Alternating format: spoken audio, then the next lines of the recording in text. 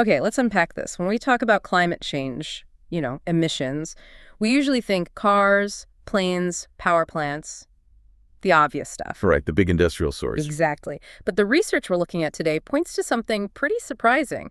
A huge hidden contributor, healthcare itself.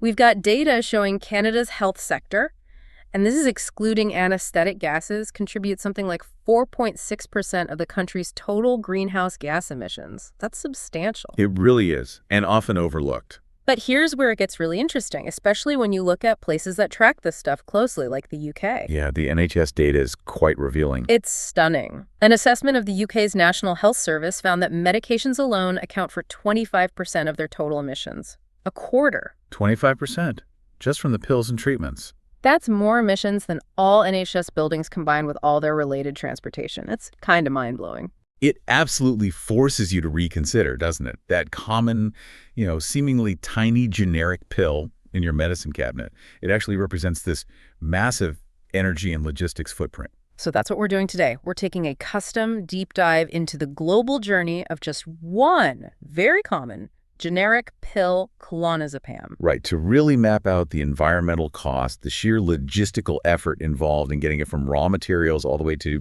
to you. And how are we approaching this? We're using what's called a life cycle analysis approach, an LCA. So we're tracking this pill right from the start, extracting the basic materials through manufacturing, shipping, and even disposal. Okay. And, we really need this detailed approach because the pharmaceutical industry, it's notoriously opaque. Okay, so it's hard to get this information. Extremely. Our sources really emphasize this. There's limited inventory data shared publicly. Production processes are often confidential, trade secrets, and the supply chains are incredibly complex and international. It makes tracing anything very, very challenging. Got it. So let's start with the pill itself. Why clonazepam?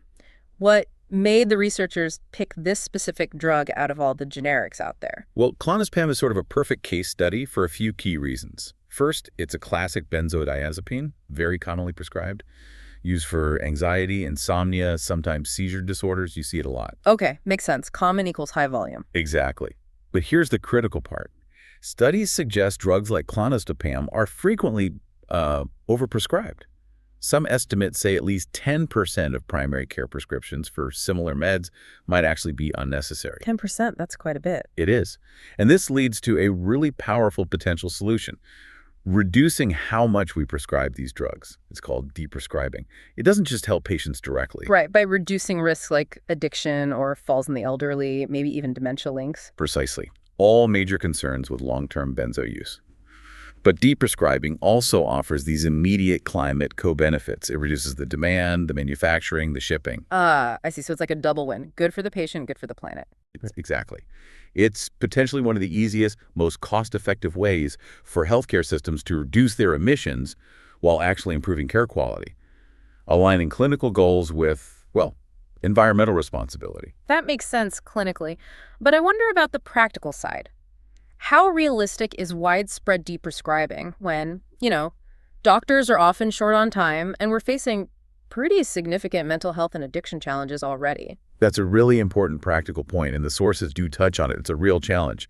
While successful deprescribing is the ideal, even just having fewer of these habit-forming drugs circulating globally helps reduce that manufacturing footprint. Okay. And before we trace the actual journey, we need to be clear about what the pill really is. Because the journey isn't just one thing. It's actually two separate components coming together. Right, like the active ingredient and the filler. Pretty much. Every pill has two main parts. First, the API, the active pharmaceutical ingredient. That's the chemical that actually does the work, the therapeutic bit. And then you have the excipients. These are all the other inactive things, binders, fillers, coatings, dyes, flow agents, stuff that helps make it a stable pill you can actually take. Okay, API and excipients. And the whole complex global logistics puzzle starts because these two types of components, they're often sourced, processed, and even initially manufactured on totally different continents before they ever get combined. Wow. Okay, so let's trace it. Let's follow the estimated path for one single clonazepam pill, say one prescribed in Vancouver, BC. This sounds like it's going to be the world's most complicated delivery route. You're not wrong. The estimate is over 63,000 kilometers. 63,000 for one pill. Yep. Before it even gets to the local pharmacy. The itinerary is, it's pretty baffling. Okay, stage one. Where does it begin? Extraction and initial production. It starts in Asia. That's where the raw materials are typically sourced, and the first synthesis happens. For both the API and the excipient salts, it's mainly India and China. Okay. Specifically for the route the researchers mapped out, the API itself is produced in Bangalore, India. Bangalore. Got it. And the excipients, the inactive stuff, they're made over in Guangzhou, China. Okay, India and China. So the travel starts almost right away. Stage 2. Correct. The API has to leave India pretty poorly. It gets trucked from Bangalore up to the port in Mumbai. Okay. Then it's loaded onto an ocean freighter and shipped all the way to Rotterdam.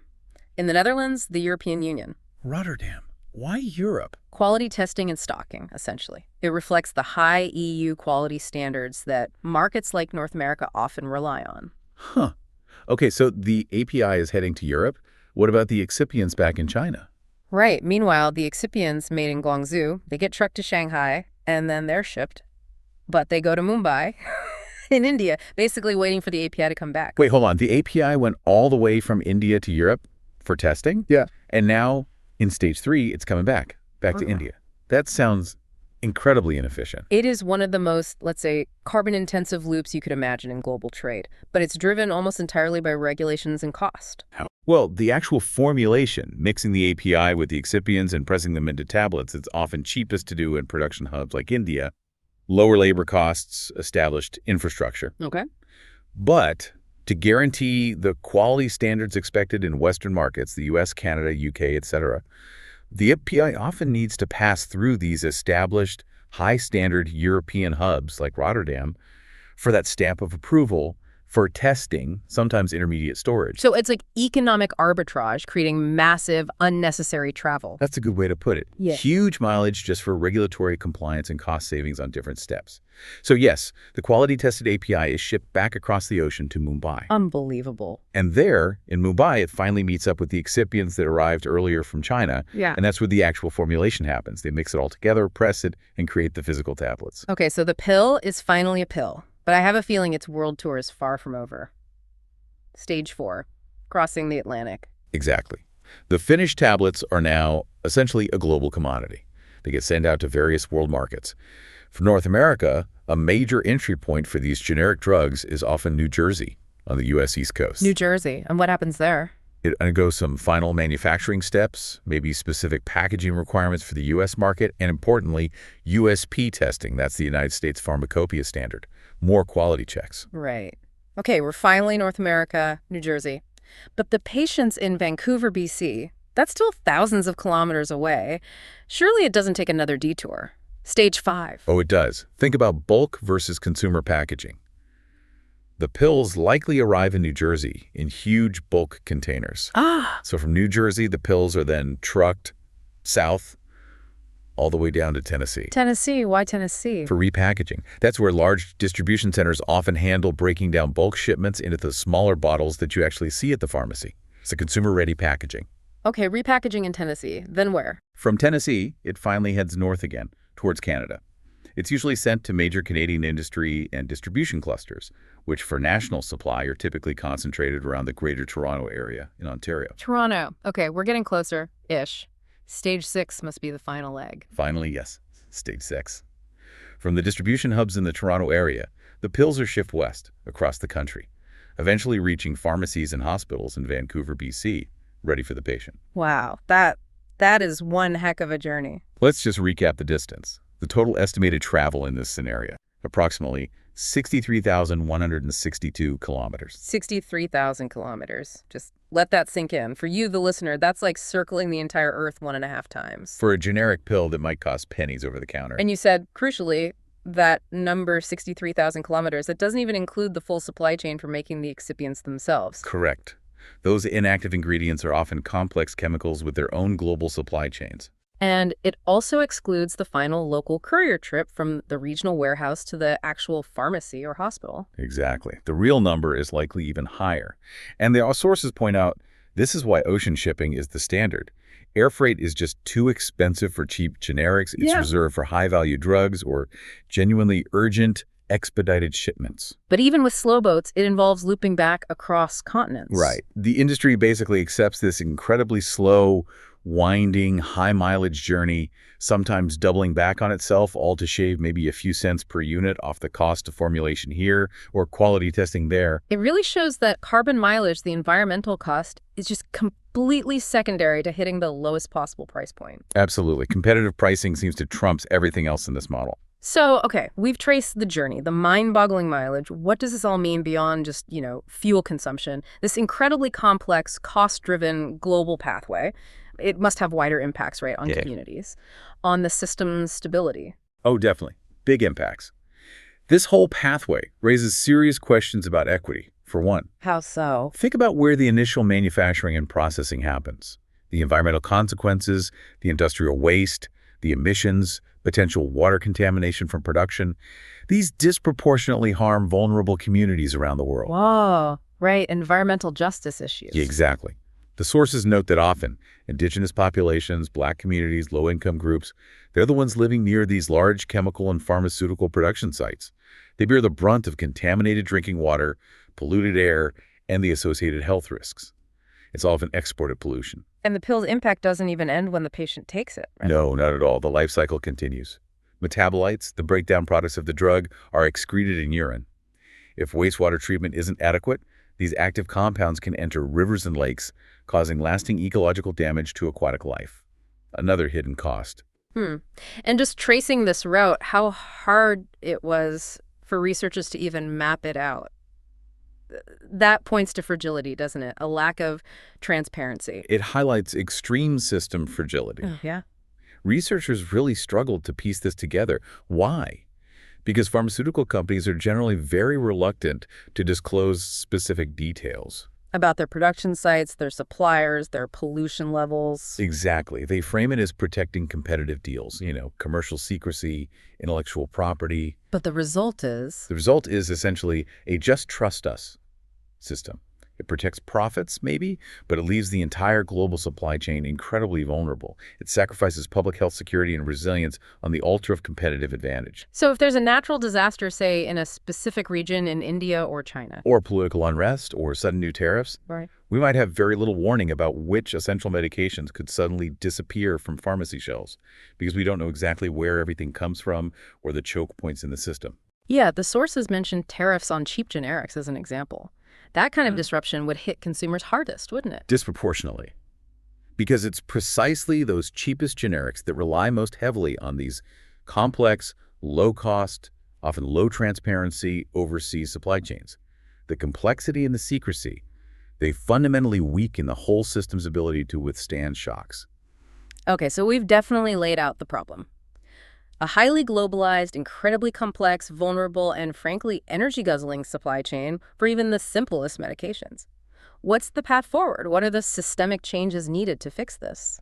Well, the core shift has to be away from just minimizing immediate production cost and towards maximizing resilience and minimizing distance traveled. Right, less globetrotting for pills. Exactly. Global efforts really need to focus on creating more regional supply chains, shorten those shipping distances, streamline the operations, maybe utilize growing pharmaceutical markets closer to the end consumers like Mexico or Brazil, perhaps, for the North American market. Makes sense. And within the companies. Manufacturers absolutely need to invest heavily in renewable energy throughout their production and their distribution networks.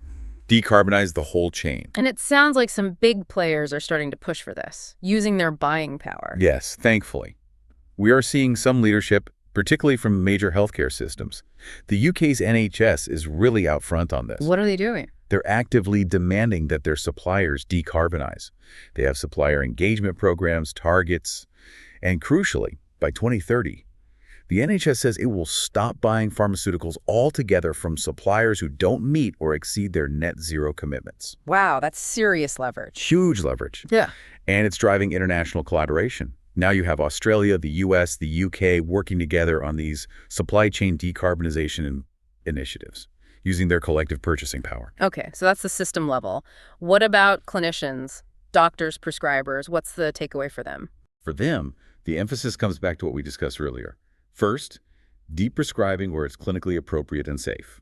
Really scrutinize those repeat prescriptions for drugs like clonazepam. Okay. But also, when a prescription is necessary, starting to consider the environmental footprint as part of the decision-making process. How can they do that? Is the information available? It's starting to be. Tools are being developed. For instance, there's something called the Medicine Carbon Footprint Formulary being created. It's essentially a database that classifies medications by their estimated carbon footprint. Ah, so they could compare. Exactly. It can help a prescriber choose the most sustainable option when they have, say, 2 or 3 clinically similar treatments available for a condition. It brings that environmental impact right into the consulting room, into the treatment decision.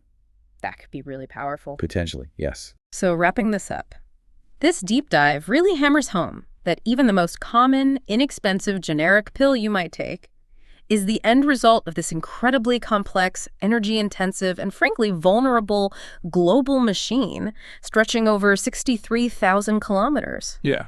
It makes you realize that the few dollars or pounds you pay at the pharmacy, that covers the pill, sure, but it absolutely does not cover the environmental debt racked up during its absurdly long journey. We're not even close. And maybe that leads to the final thought we should leave people with. Okay. If we connect this all together. Knowing now that your common generic prescription might have traveled across multiple continents, been shipped back and forth between Asia and Europe just for a quality check, passed through several U.S. states for repackaging before finally reaching your local pharmacy. Yeah. Should that carbon mileage, that journey, be a mandatory consideration when a prescription is chosen? Not just an afterthought, but a non-negotiable factor. Like an energy rating for appliances. Something like that. How would our public health system, how would prescribing practices, how would the industry itself change if every single prescription came with, say, an estimated environmental product declaration, an eco-label showing its true global footprint? What would that look like? That is definitely something to think about. A provocative question indeed.